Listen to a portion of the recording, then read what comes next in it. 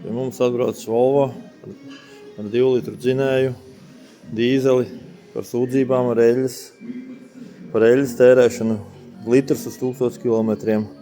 Izjaucām dzinēju, skatāmies, visi virzuļi apdeguši, visi gredzeni ieēdušies, viss slapš. Protams, mainīsim gredzenus, slīpēsim galvu, mainīsim vārstu blīvslēgus, visu, kas saistīts.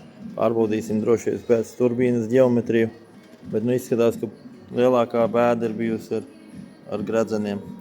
Mainīsim tos, tad jau redzēsim, gan jau viss būs labi. Esam atgriežušies pie Volvo remonta. Viss smuki, skaisti.